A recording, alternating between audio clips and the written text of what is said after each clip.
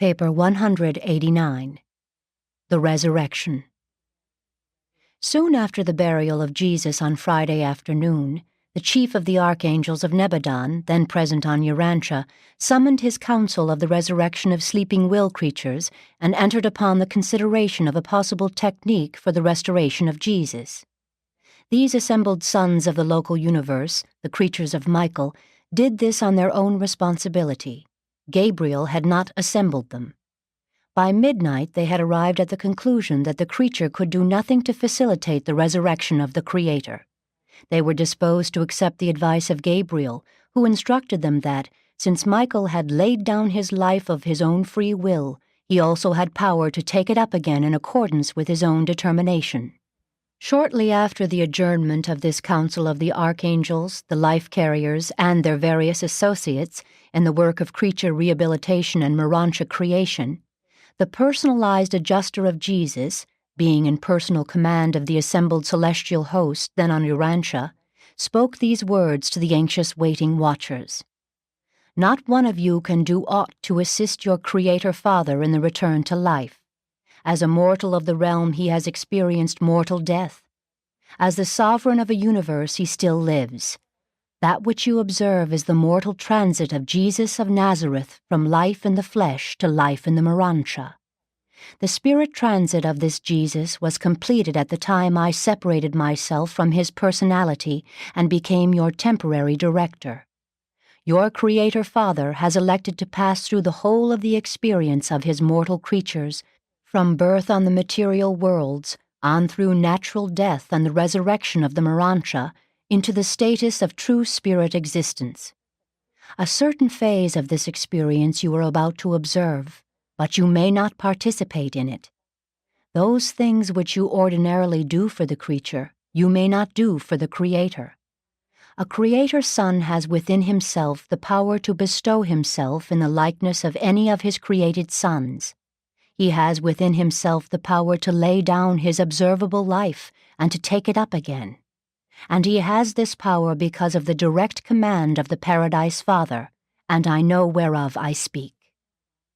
When they heard the personalized adjuster so speak, they all assumed the attitude of anxious expectancy, from Gabriel down to the most humble cherubim. They saw the mortal body of Jesus in the tomb. They detected evidences of the universe activity of their beloved sovereign, and not understanding such phenomena, they waited patiently for developments. 1. The Urantia Transit. At 2:45 Sunday morning, the Paradise Incarnation Commission, consisting of 7 unidentified Paradise personalities, arrived on the scene and immediately deployed themselves about the tomb.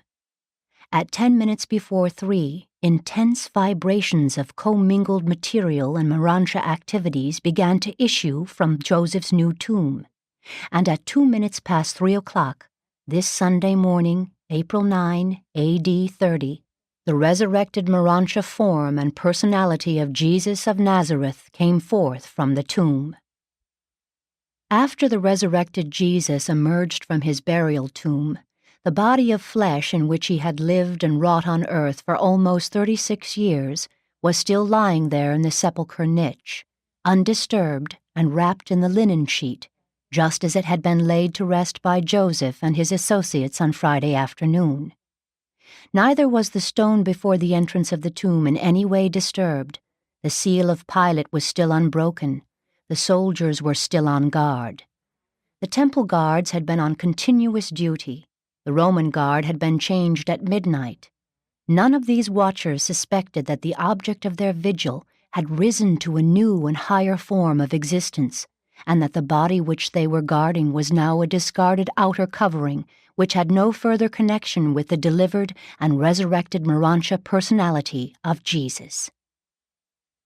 Mankind is slow to perceive that, in all that is personal, matter is the skeleton of Urantia, and that both are the reflected shadow of enduring spirit reality. How long before you will regard time as the moving image of eternity and space as the fleeting shadow of paradise realities? As far as we can judge, No creature of this universe, nor any personality from another universe, had anything to do with this Urantia resurrection of Jesus of Nazareth. On Friday, he laid down his life as a mortal of the realm. On Sunday morning, he took it up again as a Urantia being of the system of Satania in Norlashadek. There is much about the resurrection of Jesus which we do not understand, but we know that it occurred as we have stated and at about the time indicated. We can also record that all known phenomena associated with this mortal transit, or Urantia resurrection, occurred right there in Joseph's new tomb, where the mortal material remains of Jesus lay wrapped in burial cloths. We know that no creature of the local universe participated in this Urantia awakening. We perceived the 7 personalities of paradise around the tomb, but we did not see them do anything in connection with the Master's awakening. Just as soon as Jesus appeared beside Gabriel, just above the tomb, the 7 personalities from paradise signalized their intention of immediate departure for Uversa.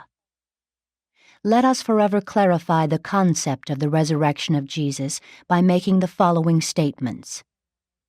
1. His material or physical body was not a part of the resurrected personality. When Jesus came forth from the tomb, his body of flesh remained undisturbed in the sepulchre. He emerged from the burial tomb without moving the stones before the entrance and without disturbing the seals of Pilate. 2. He did not emerge from the tomb as a spirit nor as Michael of Nebadon. He did not appear in the form of the Creator Sovereign, such as he had had before his incarnation in the likeness of mortal flesh on Urantia. 3. He did come forth from this tomb of Joseph in the very likeness of the Urantia personalities of those who, as resurrected Urantia ascendant beings, emerged from the resurrection halls of the first mansion world of this local system of Satania. And the presence of the Michael Memorial in the center of the vast court of the resurrection halls of Mansonia No. 1 leads us to conjecture that the Master's resurrection on Urantia was in some way fostered on this, the first of the system mansion worlds. The first act of Jesus on arising from the tomb was to greet Gabriel and instruct him to continue in executive charge of universe affairs under Emmanuel, and then he directed the chief of the Melchizedeks to convey his brotherly greetings to Emmanuel. He thereupon asked the Most High of Edentia for the certification of the Ancients of Days as to his mortal transit. And turning to the assembled Urantia groups of the 7 mansion worlds, here gathered together to greet and welcome their Creator as a creature of their order, Jesus spoke the first words of the post-mortal career. Said the Urantia Jesus, "Having finished my life in the flesh, I would tarry here for a short time in transition form that I may more fully know the life of my ascendant creatures and further reveal the will of my Father in paradise." After Jesus had spoken, he signaled to the personalized adjuster, and all universe intelligences who had been assembled on Urantia to witness the resurrection were immediately dispatched to their respective universe assignments. Jesus now began the contacts of the Urantia level, being introduced as a creature to the requirements of the life he had chosen to live for a short time on Urantia. This initiation into the Urantia world required more than an hour of Earth time, and was twice interrupted by his desire to communicate with his former associates in the flesh, as they came out from Jerusalem, wonderingly to peer into the empty tomb to discover what they considered evidence of his resurrection. Now is the mortal transit of Jesus, the Urantia resurrection of the Son of Man, completed. The transitory experience of the Master as a personality midway between the material and the spiritual has begun, and he has done all this through power inherent within himself. No personality has rendered him any assistance. He now lives as Jesus of Urantia, and as he begins this Urantia life, the material body of his flesh lies there undisturbed in the tomb. The soldiers are still on guard, and the seal of the governor about the rocks has not yet been broken. 2. The material body of Jesus. At 10 minutes past 3 o'clock, as the resurrected Jesus fraternized with the assembled Urantia personalities from the 7 mansion worlds of Satania, the chief of archangels, the angels of the resurrection, approached Gabriel and asked for the mortal body of Jesus. Said the chief of the archangels, "We may not participate in the Urantia resurrection of the bestowal experience of Michael our sovereign, but we would have his mortal remains put in our custody for immediate dissolution. We do not propose to employ our technique of dematerialization. We merely wish to invoke the process of accelerated time. It is enough that we have seen the sovereign live and die on Urantia. The hosts of heaven would be spared the memory of enduring the sight of the slow decay of the human form of the Creator and upholder of a universe. In the name of the celestial intelligences of all Nebadan, I ask for a mandate giving me the custody of the mortal body of Jesus of Nazareth and empowering us to proceed with its immediate dissolution." And when Gabriel had conferred with the senior Most High of Adentia, the archangel spokesman for the celestial host was given permission to make such disposition of the physical remains of Jesus as he might determine. After the chief of archangels had been granted this request, he summoned to his assistance many of his fellows, together with a numerous host of the representatives of all orders of celestial personalities, and then, with the aid of the Urantia midwayers, proceeded to take possession of Jesus' physical body. This body of death was a purely material creation. It was physical and literal. It could not be removed from the tomb as the Urantia form of the resurrection had been able to escape the sealed sepulchre. By the aid of certain Urantia auxiliary personalities, the Urantia form can be made at one time as of the spirit so that it can become indifferent to ordinary matter, while at another time it can become discernible and contactable to material beings, such as the mortals of the realm. As they made ready to remove the body of Jesus from the tomb, preparatory to according it the dignified and reverent disposal of near instantaneous dissolution, it was assigned the secondary Urantia midwayers to roll away the stones from the entrance of the tomb. The larger of these 2 stones was a huge circular affair, much like a millstone, and it moved in a groove chiseled out of the rock so that it could be rolled back and forth to open or close the tomb. When the watching Jewish guards and the Roman soldiers, in the dim light of the morning, saw this huge stone begin to roll away from the entrance of the tomb, apparently of its own accord, without any visible means to account for such motion, they were seized with fear and panic, and they fled in haste from the scene. The Jews fled to their homes, afterward going back to report these doings to their captain at the temple. The Romans fled to the fortress of Antonia and reported what they had seen to the centurion as soon as he arrived on duty. The Jewish leaders began the sordid business of supposedly getting rid of Jesus by offering bribes to the traitorous Judas, and now, when confronted with this embarrassing situation, instead of thinking of punishing the guards who deserted their post, they resorted to bribing these guards and the Roman soldiers. They paid each of these 20 men a sum of money and instructed them to say to all, "While we slept during the night time, his disciples came upon us and took away the body." And the Jewish leaders made solemn promises to the soldiers to defend them before Pilate in case it should ever come to the governor's knowledge that they had accepted a bribe. The Christian belief in the resurrection of Jesus has been based on the fact of the empty tomb. It was indeed a fact that the tomb was empty, but this is not the truth of the resurrection. The tomb was truly empty when the first believers arrived, and this fact, associated with that of the undoubted resurrection of the Master, led to the formulation of a belief which was not true. The teaching that the material and mortal body of Jesus was raised from the grave. Truth having to do with spiritual realities and eternal values cannot always be built up by a combination of apparent facts. Although individual facts may be materially true, it does not follow that the association of a group of facts must necessarily lead to truthful spiritual conclusions. The tomb of Joseph was empty. not because the body of Jesus had been rehabilitated or resurrected, but because the celestial hosts had been granted their request to afford it a special and unique dissolution, a return of the dust to dust, without the intervention of the delays of time and without the operation of the ordinary and visible processes of mortal decay and material corruption. The mortal remains of Jesus underwent the same natural process of elemental disintegration as characterizes all human bodies on earth, except that, in point of time, this natural mode of dissolution was greatly accelerated, hastened to that point where it became well-nigh instantaneous. The true evidences of the resurrection of Michael are spiritual in nature, albeit this teaching is corroborated by the testimony of many mortals of the realm who met, recognized, and communed with the resurrected Urantia Master. He became a part of the personal experience of almost 1,000 human beings before he finally took leave of Urantia. 3. The Dispensational Resurrection.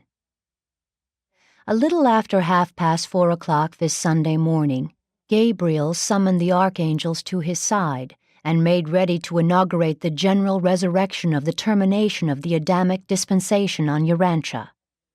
When the vast host of the seraphim and the cherubim concerned in this great event had been marshaled in proper formation, the Urantia Michael appeared before Gabriel, saying, "As my Father has life in himself, so has he given it to the Son to have life in himself. Although I have not yet fully resumed the exercise of universe jurisdiction, this self-imposed limitation does not in any manner restrict the bestowal of life upon my sleeping sons. Let the roll call of the planetary resurrection begin." The circuit of the archangels then operated for the first time from Urantia. Gabriel and the archangel hosts moved to the place of the spiritual polarity of the planet, and when Gabriel gave the signal, there flashed to the first of the system mansion worlds the voice of Gabriel saying, "By the mandate of Michael, let the dead of a Urantia dispensation rise." Then all the survivors of the human races of Urantia who had fallen asleep since the days of Adam, and who had not already gone on to judgment, appeared in the resurrection halls of Mansonia in readiness for Urantia investiture. And in an instant of time, the seraphim and their associates made ready to depart for the mansion worlds.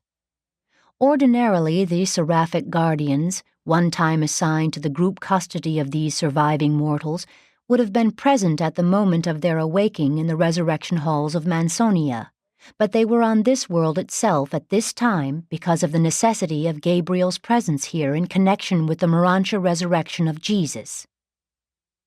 Notwithstanding that countless individuals having personal seraphic guardians and those achieving the requisite attainment of spiritual personality progress had gone on to Mansonia during the ages subsequent to the times of Adam and Eve, and though there had been many special and millennial resurrections of Urantia sons, this was the third of the planetary roll calls, or complete dispensational resurrections. The first occurred at the time of the arrival of the planetary prince, the second during the time of Adam, and this, the third, signalized the Urantia resurrection, the mortal transit of Jesus of Nazareth. When the signal of the planetary resurrection had been received by the chief of archangels, the personalized adjuster of the Son of Man relinquished his authority over the celestial hosts assembled on Urantia, turning all these sons of the local universe back to the jurisdiction of their respective commanders.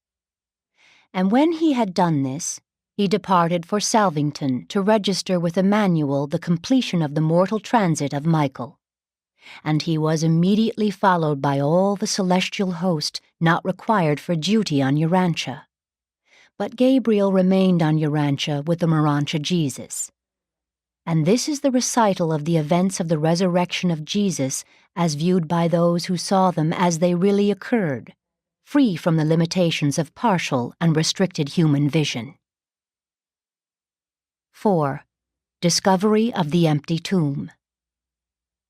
As we approach the time of the resurrection of Jesus on this early Sunday morning, it should be recalled that the 10 apostles were sojourning at the home of Elijah and Mary Mark, where they were asleep in the upper chamber, resting on the very couches whereon they reclined during the Last Supper with their Master.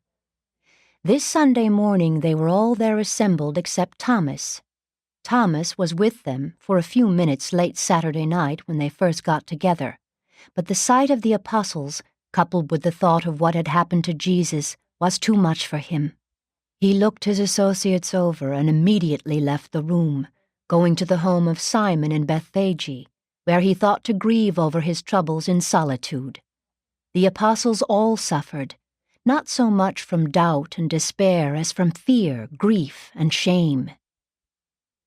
At the home of Nicodemus there were gathered together, with David Zebedee and Joseph of Arimathea, some 12 or 15 of the more prominent of the Jerusalem disciples of Jesus. At the home of Joseph of Arimathea there were some 15 or 20 of the leading women believers.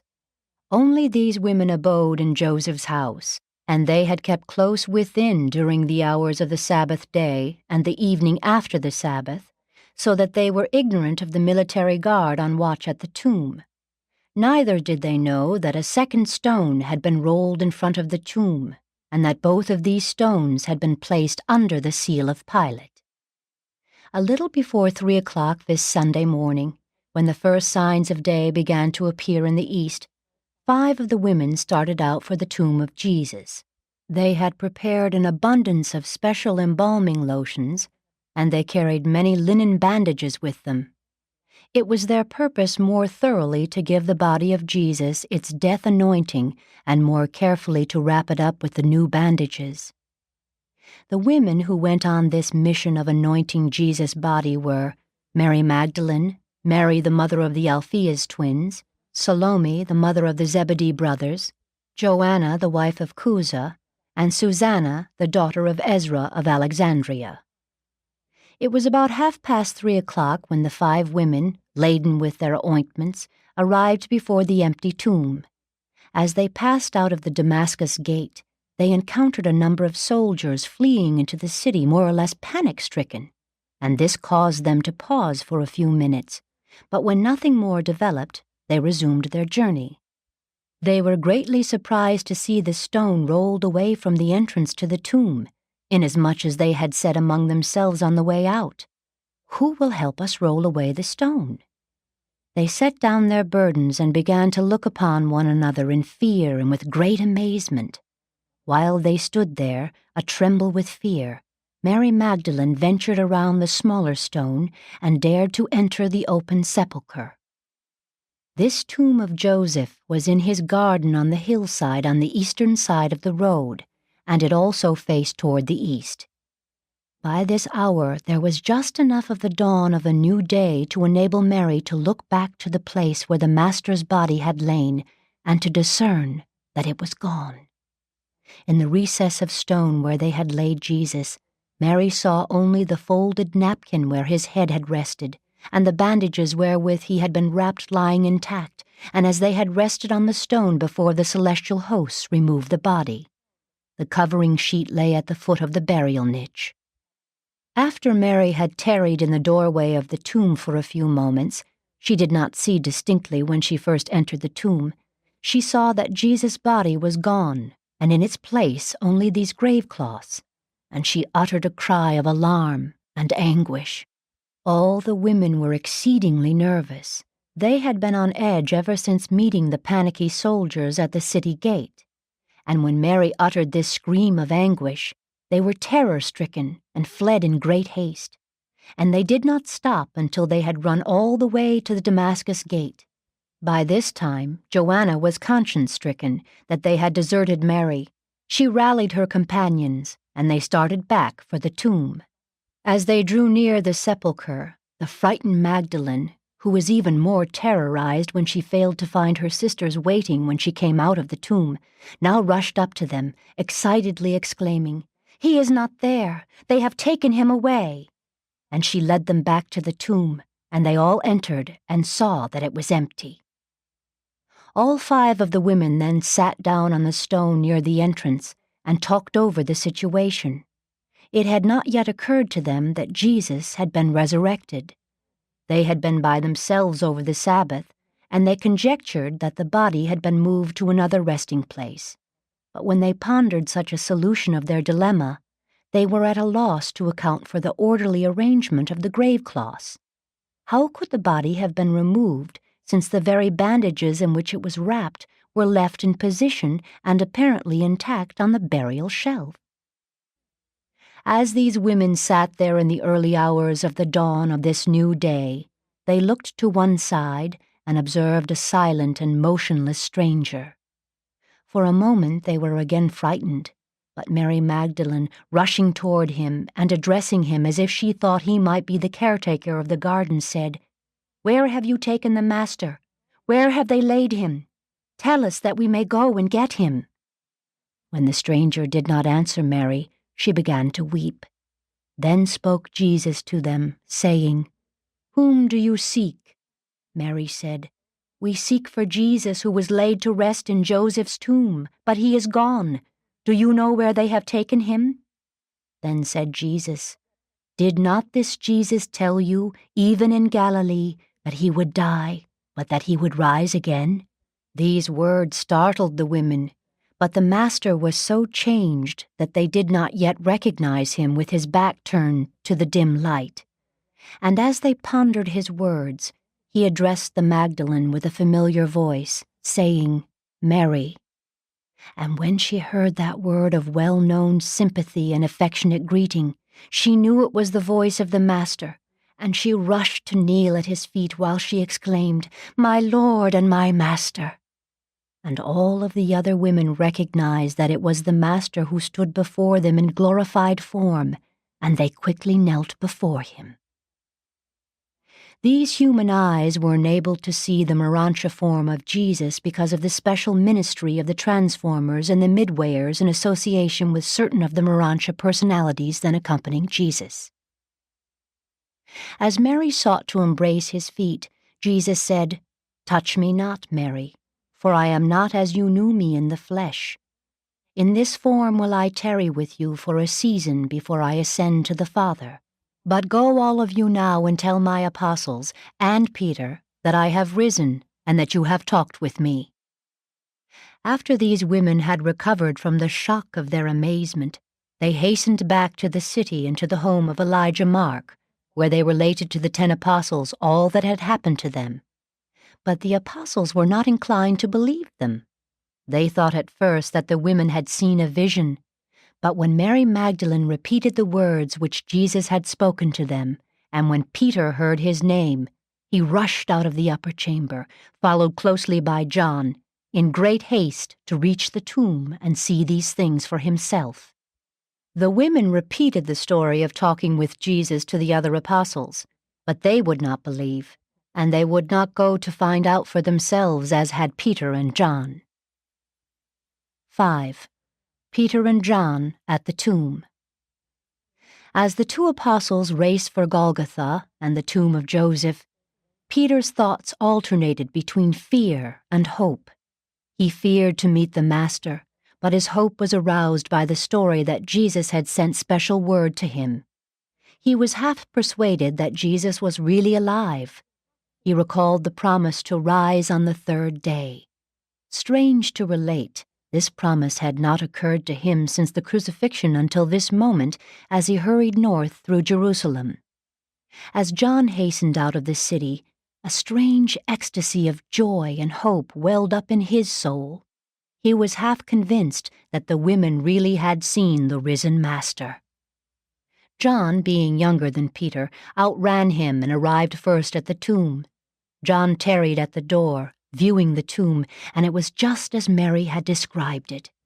Very soon Simon Peter rushed up and, entering, saw the same empty tomb with the grave cloth so peculiarly arranged. And when Peter had come out, John also went in and saw it all for himself, and then they sat down on the stone to ponder the meaning of what they had seen and heard. And while they sat there, they turned over in their minds all that had been told them about Jesus. but they could not clearly perceive what had happened. Peter at first suggested that the grave had been rifled, that enemies had stolen the body, perhaps bribed the guards. But John reasoned that the grave would hardly have been left so orderly if the body had been stolen, and he also raised the question as to how the bandages happened to be left behind, and so apparently intact.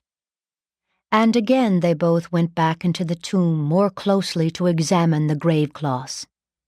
As they came out of the tomb the second time, they found Mary Magdalene returned and weeping before the entrance. Mary had gone to the apostles, believing that Jesus had risen from the grave, but when they all refused to believe her report, she became downcast and despairing. She longed to go back near the tomb, where she thought she had heard the familiar voice of Jesus. As Mary lingered after Peter and John had gone, the Master again appeared to her, saying, "Be not doubting. Have the courage to believe what you have seen and heard. Go back to my apostles and again tell them that I have risen, that I will appear to them, and that presently I will go before them into Galilee as I promised." Mary hurried back to the Mark home and told the apostles she had again talked with Jesus, but they would not believe her. But when Peter and John returned, they ceased to ridicule and became filled with fear and apprehension.